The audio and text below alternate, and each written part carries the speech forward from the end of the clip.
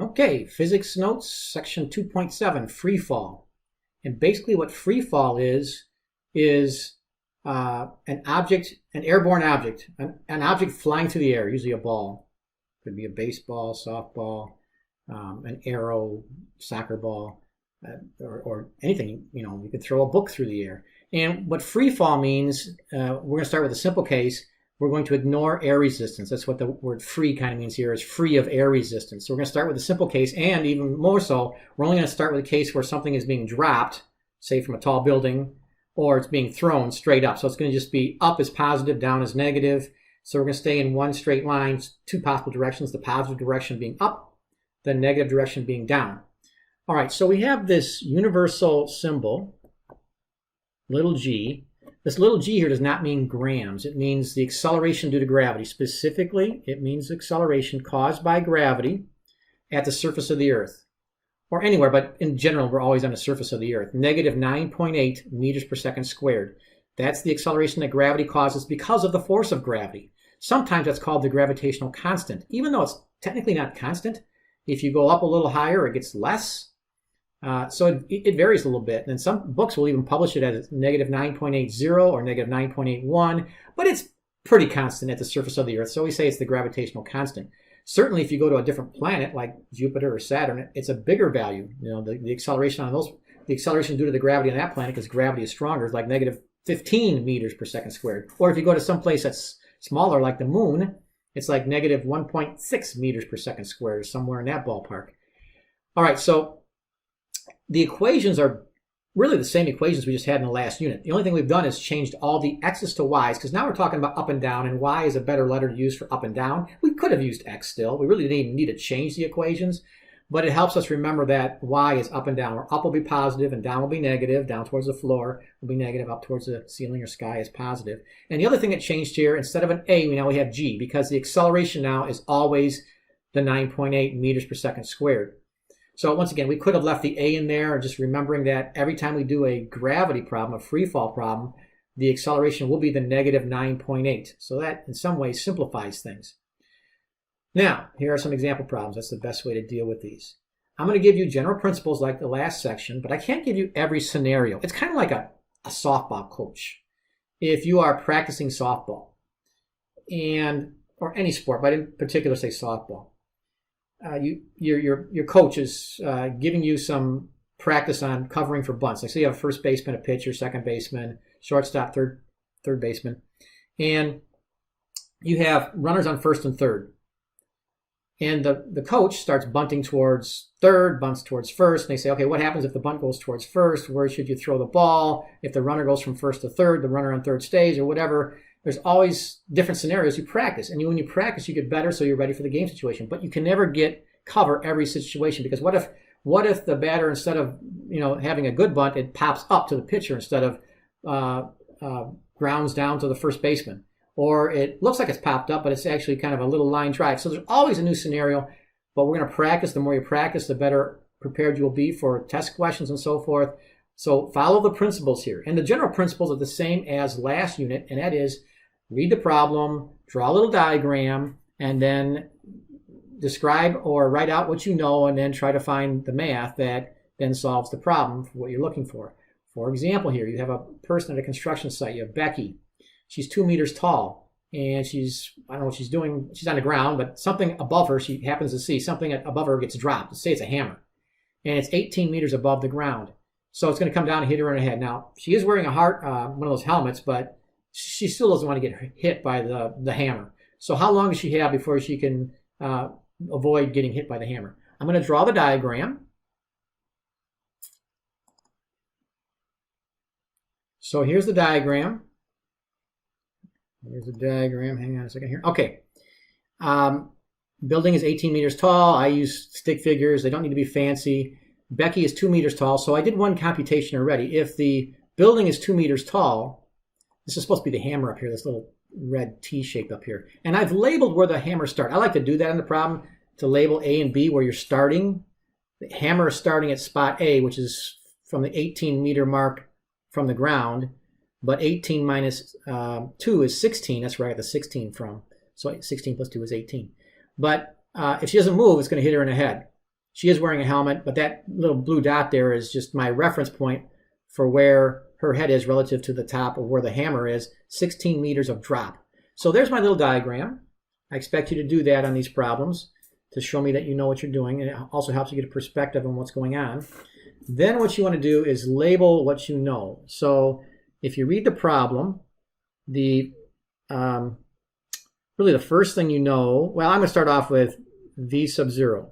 When you drop something, the initial velocity is 0. It doesn't have any speed. It's going to pick up speed. It's going to accelerate. We don't know the speed with which it would hit her in the head when it gets to point B. We don't know that yet. We could calculate that. We won't do it yet.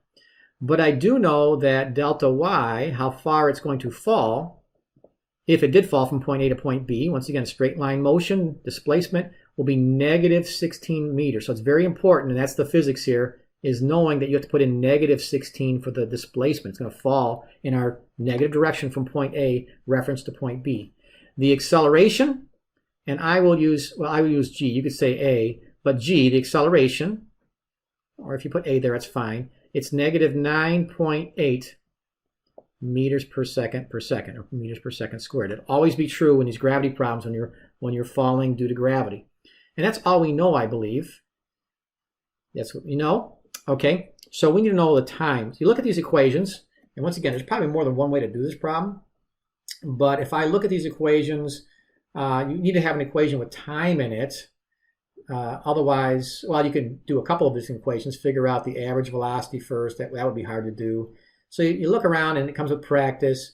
But I believe if you look at equation number 4, you know v sub, you know everything but t. So equation number 4 is going to be very helpful here. It's not the only way to do the problem, but if I write that equation down, that is delta y equals v0 times t, that's a v0, times t, v initial, plus 1/2 times a times g, times t squared. Okay, so delta y here is negative 16, so you plug in the negative 16, equals, and v0 is 0 here, so that is going to be 0, so that part cancels out. That goes to 0. And then we have 1/2, because v0 is 0, 0 times any time is 0, times the negative 9.8 for your acceleration, t squared. So it's a matter of then using the algebra. You can take 1/2 of 9.8 to get 4.9, and then you take 16 divided by 4.9 and take the square root of that. Hopefully you can do all that. Whoops.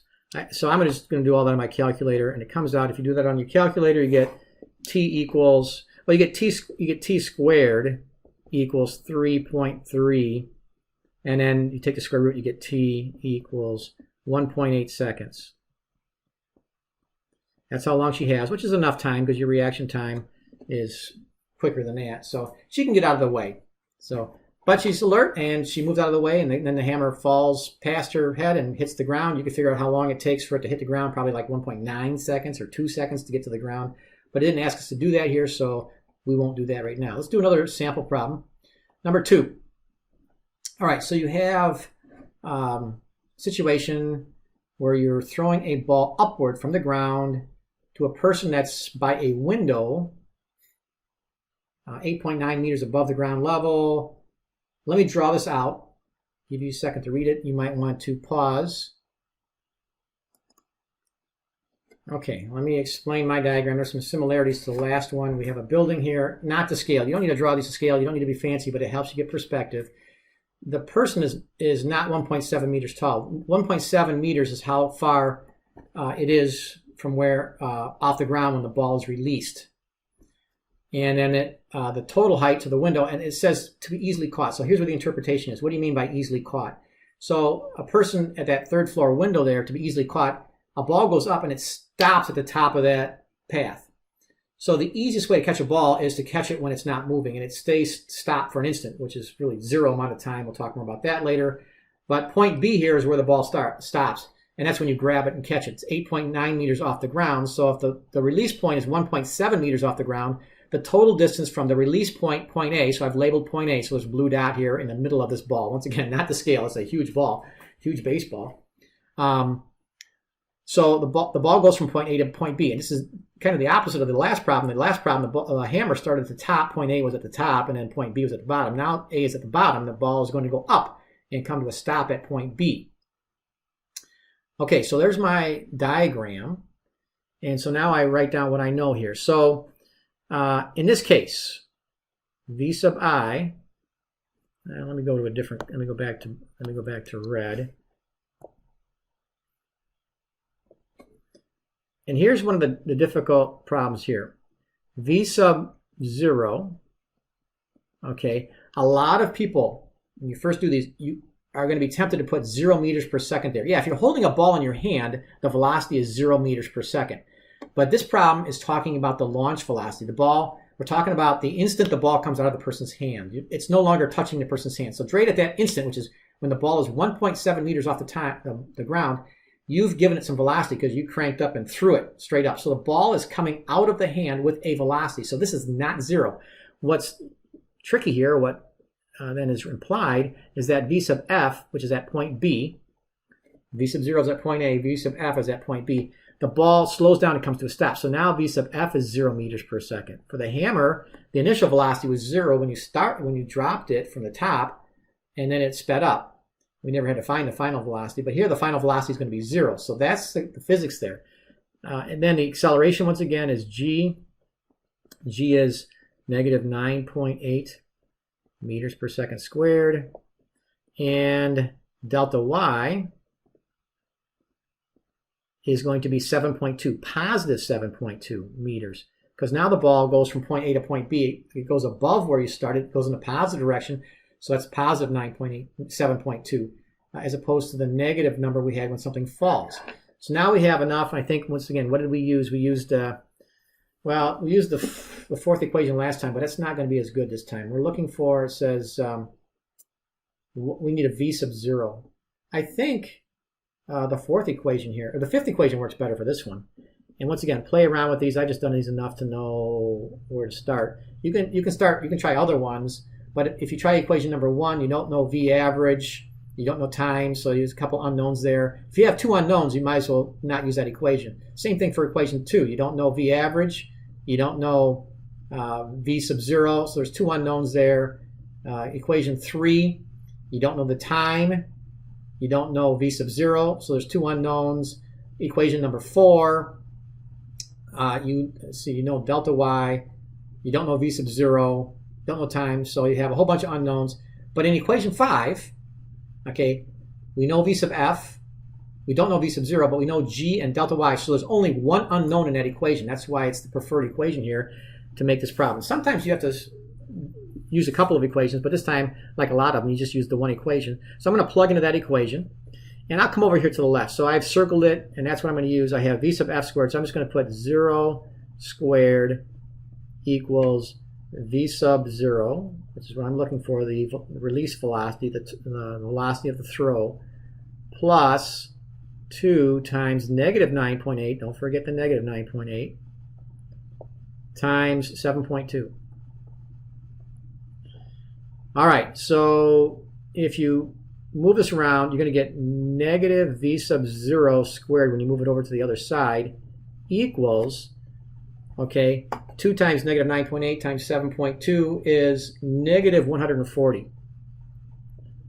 All right, well, don't be concerned about the negatives here because a negative on both sides cancels out. So it becomes, the negative cancels out.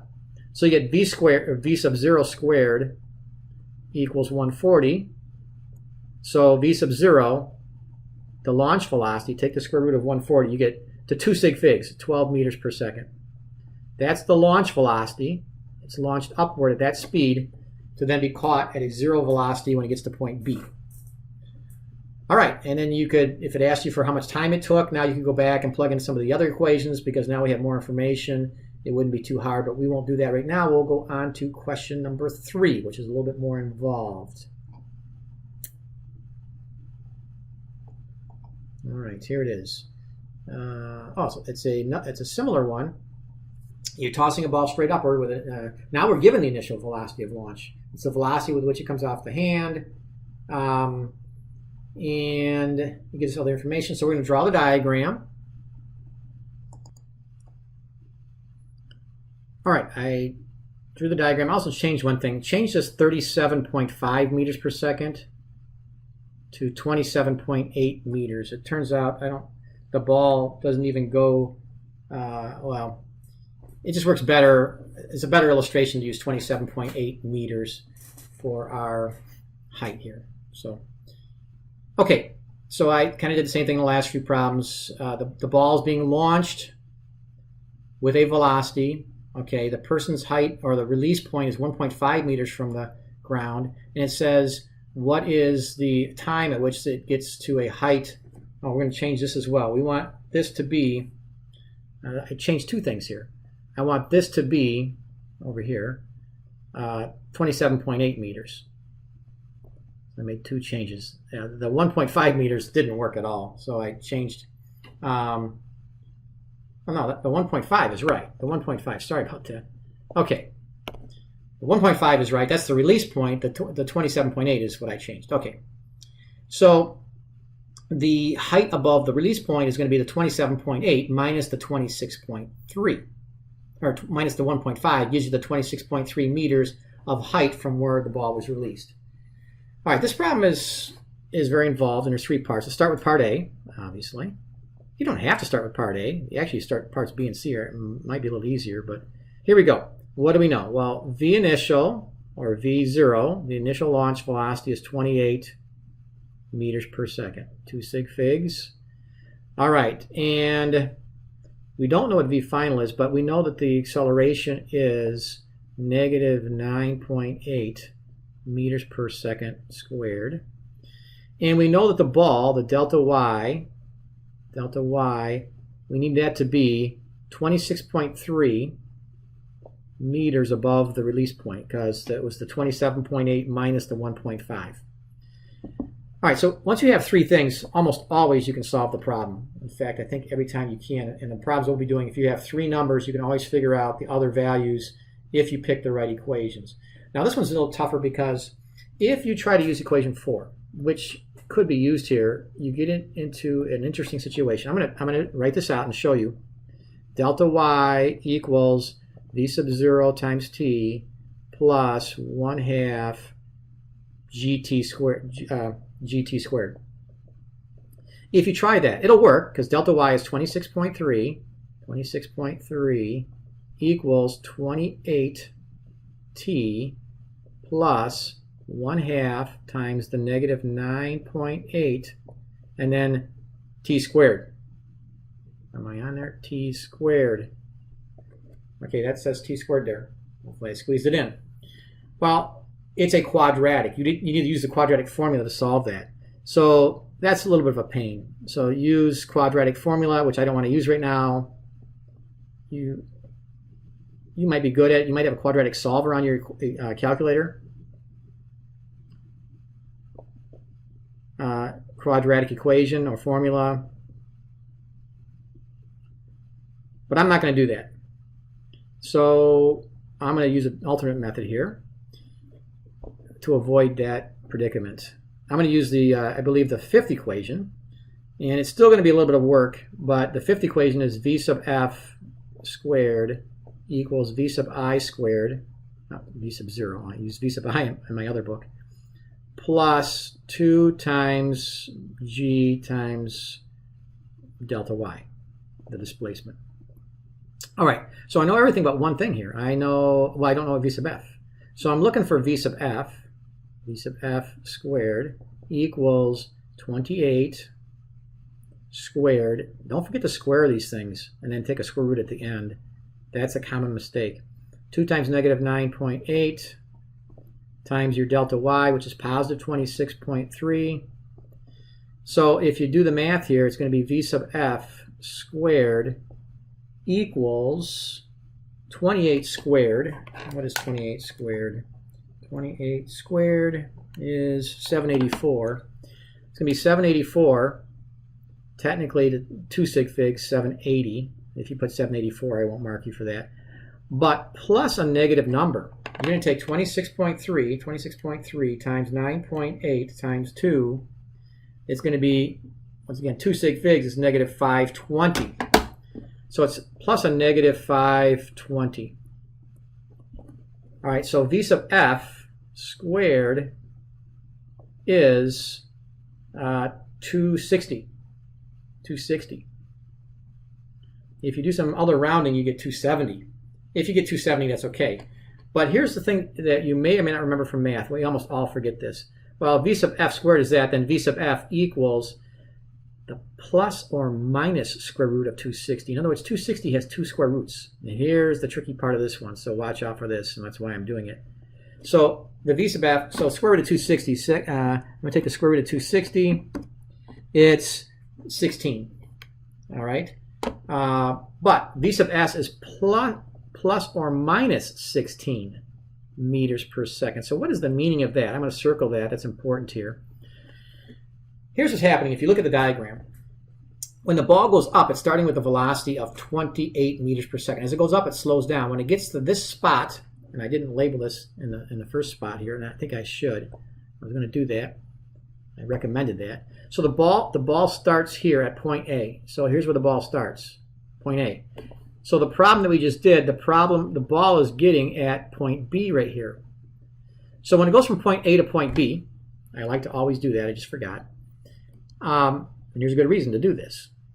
Point A is where it's released at the 28 meters per second. It slows down from 28 meters per second, and it gets down at point B, it's at 16 meters per second. But then the ball keeps going, and it gets up here at the top, which I don't really care about right now. Then it comes back down. So when it gets back over here to point, well, actually, I'm gonna label a couple of spots here. I'm gonna call point C up here because I'll talk about that later on, and then part D, point D, and then when the ball gets back over here at point E, it gets back to the ground. But right now, all I did is from point A to point B. So the ball goes up, it slows down from A to B. At point B, it has a velocity of plus 16. So at point B, and let me change to red. All right. So at point B,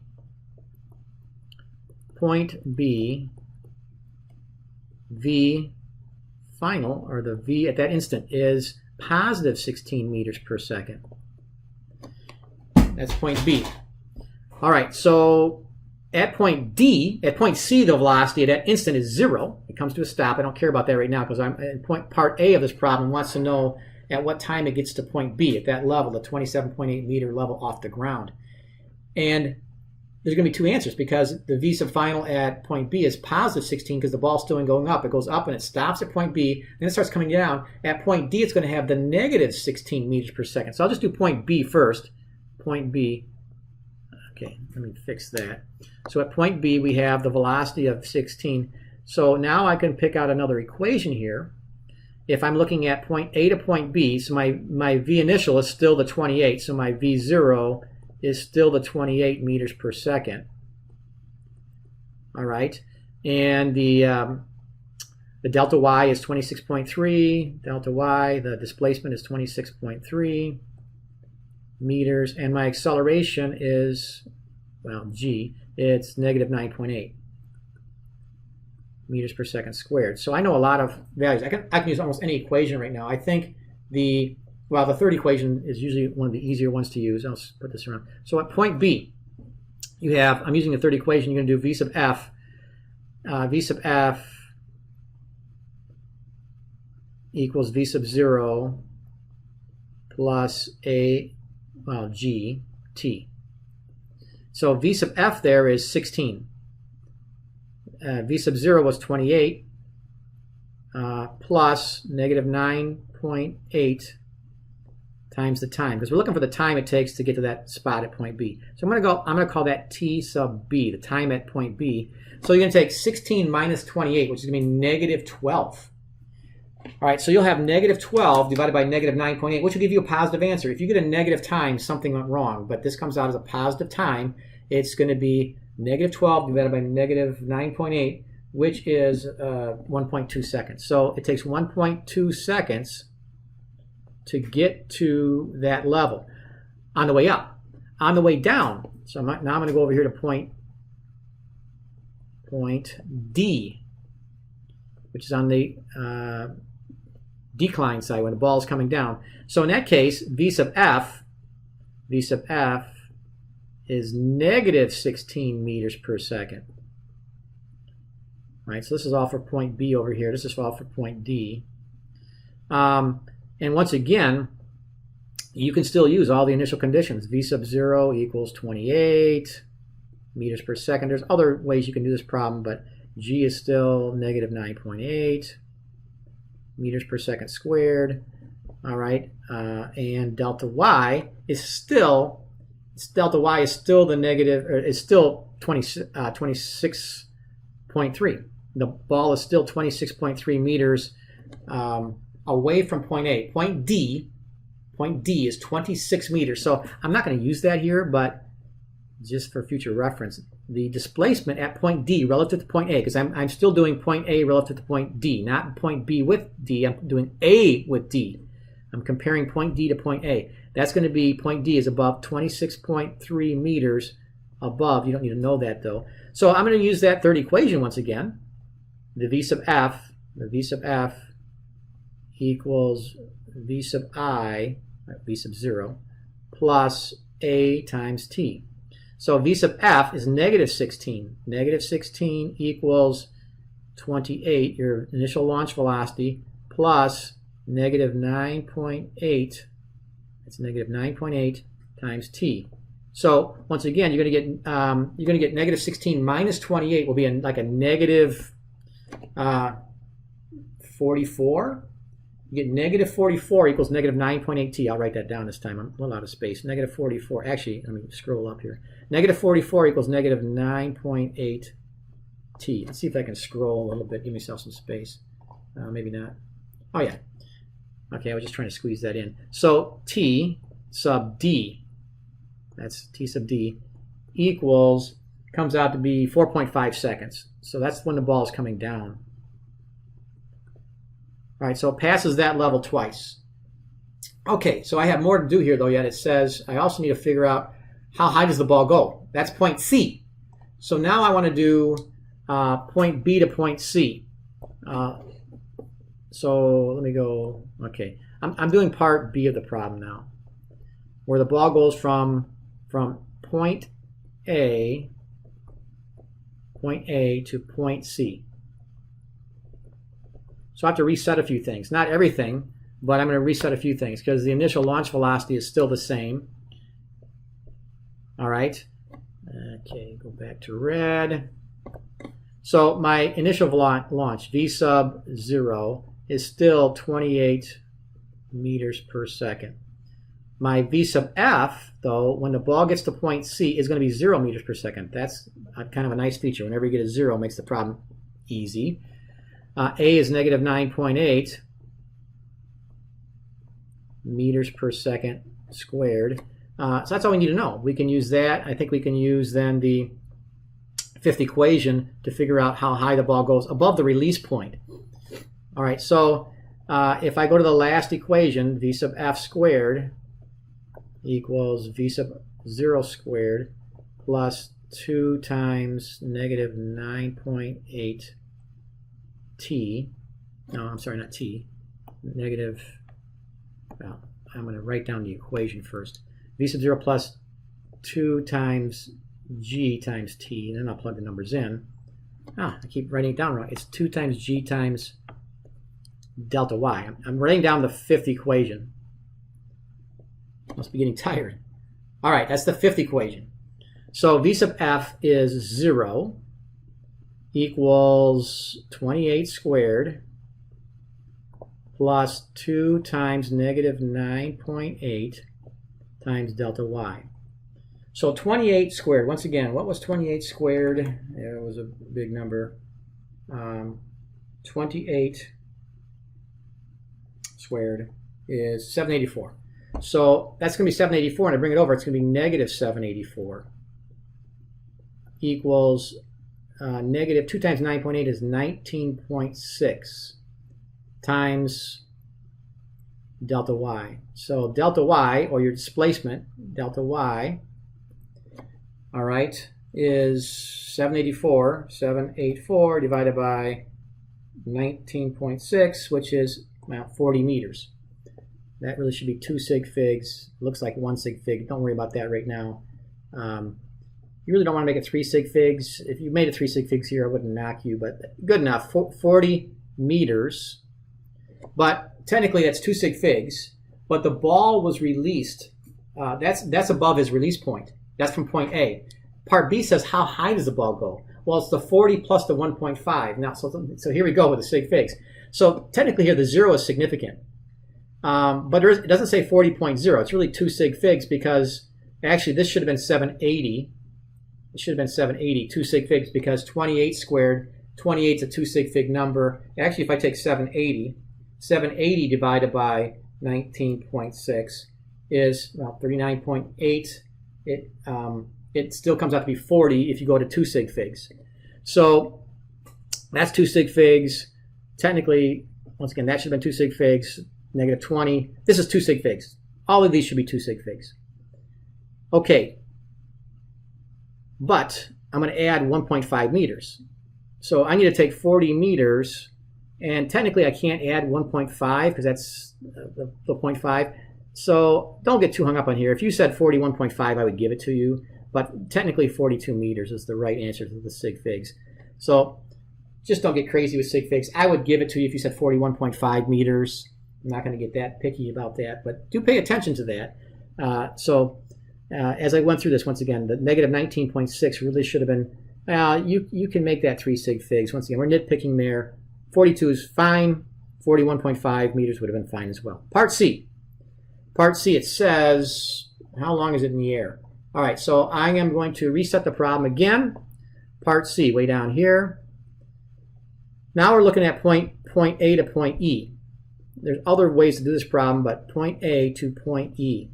So a few other lessons we can learn here is, so V launch, V sub 0, is 28 meters per second.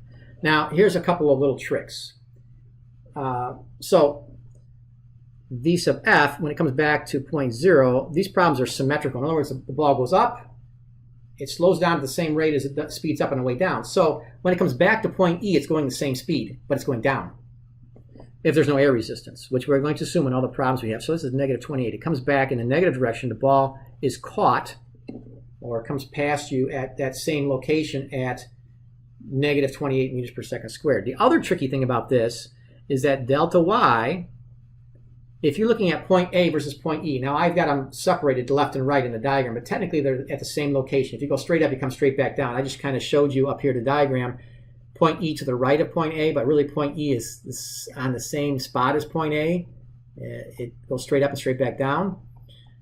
Okay, so technically, what is the displacement of E compared to A? It's 0. Yeah, the ball went up 42 meters. It came down 42 meters. It had a distance of 84 meters. If they asked you for the distance, it was 84 meters. But the displacement is 0 here if you compare point A to point E.